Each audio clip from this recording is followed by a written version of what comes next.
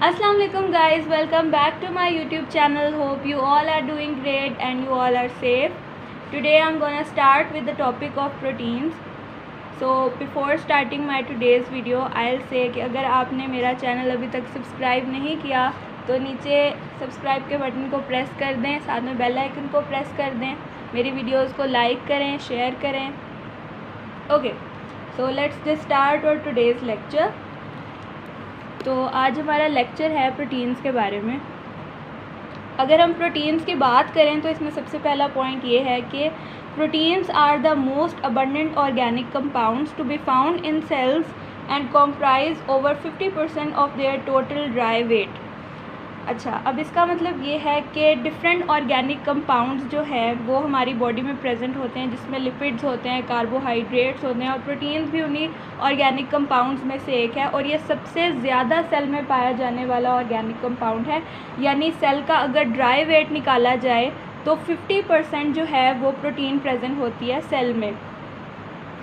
उसके बाद they are present in all types of cell and in all parts of the cell. Proteins जो है इसकी सबसे ज़्यादा अबंडेंस होती है सेल में. तो इसी तरह ये जो किसी भी टाइप का सेल होगा प्रोटीन उसमें प्रेजेंट होगी. उसके बाद आते हैं प्रोटीन्स के फंक्शंस. तो सबसे पहले अगर इसके फंक्शन की बात करें तो वो ये है कि proteins perform many functions, they build many structures of the cell. ये पॉइंट मैंने यहाँ पे लिखा हुआ है कि they build many structures of the cell. इसका मतलब ये है कि सेल के डिफरेंट स्ट्रक्चर्स होते हैं. फॉर एग्ज़ाम्पल सेल मेम्ब्रेन है, उसमें प्रोटीन्स प्रेजेंट होती हैं. उसके अलावा सेल वॉल है, उसमें भी प्रोटीन्स प्रेजेंट होती हैं. उसके बाद नेक्स्ट ये है कि all enzymes are proteins and in this way they control the whole metabolism of the cell. ये पॉइंट मैंने यहाँ पे लिखा हुआ है.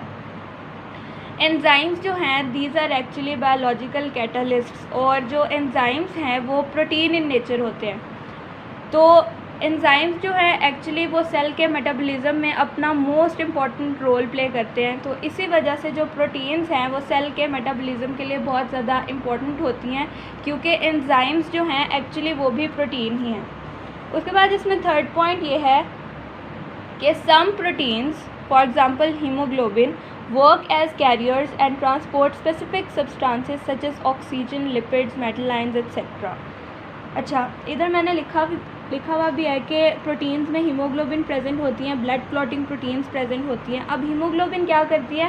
हीमोग्लोबिन जो है वो ब्लड के साथ ऑक्सीजन को बाइंड करती है. उसके अलावा डिफरेंट प्रोटीन्स जो होती हैं वो लिपिड्स को बाइंड करती हैं, मेटल आयंस को बाइंड करती हैं, और ये सारी जो हैं वो प्रोटीन इन नेचर ही होती हैं और हमारी बॉडी के लिए बहुत ज़्यादा इम्पोर्टेंट भी होती हैं. उसके बाद नेक्स्ट ये है कि some proteins called antibodies defend the body against pathogens. अब इस लाइन का मतलब ये है कि कुछ सब्सटेंसेस होते हैं that are called as antibodies, और वो हमारी बॉडी की प्रोटेक्शन करती हैं डिफरेंट डिजीज़ से, वायरल डिजीज़ से. तो वो जो एंटीबॉडीज़ होती हैं वो भी एक्चुअली प्रोटीन इन नेचर ही होती हैं. तो proteins are this much important for us. उसके बाद नेक्स्ट ये है कि blood clotting proteins prevent the loss of blood from the body after an injury. For example किसी को एक कट लग जाए तो मतलब छोटा सा कट वो अगर लगा है तो थोड़े टाइम बाद जो है वो ब्लड आना बिल्कुल बंद हो जाता है. और वो होता है इस वजह से है क्योंकि हमारी बॉडी में कुछ blood clotting proteins, for example fibrinogen जो है वो एक ब्लड क्लॉटिंग प्रोटीन है, वो वहाँ पर एक प्रोटेक्शन सी बना देती है, जिसके बाद हमारे ब्लड का लॉस जो है वो बिल्कुल ख़त्म हो जाता है. तो इस तरह वो इंजरी से भी हमें बचाती है. उसके बाद नेक्स्ट ये है कि प्रोटीन्स जो हैं वो पॉलीमर्स किसके हैं? तो प्रोटीन्स जो हैं these are actually the polymers of amino acids. Amino acid से मिलकर जो है वो बनी है प्रोटीन्स. अब अमाइनो एसिड्स होते क्या हैं? Amino acids are actually those compounds that are made up of nitrogen, oxygen and hydrogen. Proteins जो हैं वो अमाइनो एसिड के पॉलीमर्स हैं, और जो अमाइनो एसिड्स हैं वो कार्बन, नाइट्रोजन और ऑक्सीजन से मिलकर बनी हैं. उसके बाद ये है कि the number of amino acids varies from a few to 3000 और even more in different proteins. मतलब अगर एक प्रोटीन है हमारे पास तो उसमें अमाइनो एसिड की अमाउंट या 3000 होगी या उससे भी ज़्यादा होगी. इसीलिए जो प्रोटीन है that is actually a polymer of amino acids, क्योंकि अमाइनो एसिड्स के मिलने से जो है वो प्रोटीन बनती है.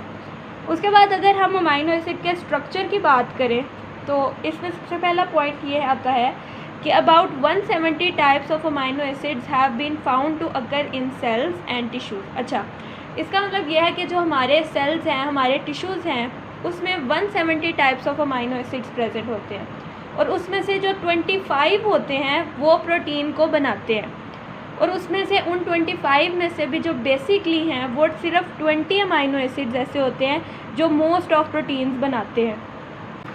उसके बाद हमारे पास आता है स्ट्रक्चर ऑफ अमाइनो एसिड। तो all the amino acids have an amino group and a carboxyl group attached to the same carbon atom also known as alpha carbon. अच्छा, अब मैं आपको इसमें से मैंने देखिए यहाँ पर ड्रॉ किया हुआ है कि जो अमाइनो एसिड है वो बेसिकली बनता है एक अमाइनो एसिड से, अमाइनो ग्रुप से सॉरी, दैट इज़ H2N, और उसके बाद एक carboxyl group say that is COOH। और ये दोनों फंक्शनल ग्रुप्स जो हैं वो सेम कार्बन के साथ अटैच होते हैं, that is called as alpha carbon. तो अल्फ़ा कार्बन के साथ जो है वो दो फंक्शनल ग्रुप्स अटैच होते हैं, that is NH2 and COOH. So this was all about the introduction of protein and also about the amino acid. I'll discuss further more about amino acid in my next lecture, so guys stay tuned. Okay guys, so if you like my video then drop a comment in my comment section और मुझे बताएं कि आपको मेरी videos कैसी लग रही है। Stay blessed, stay safe, stay happy. अल्लाह हाफिज़।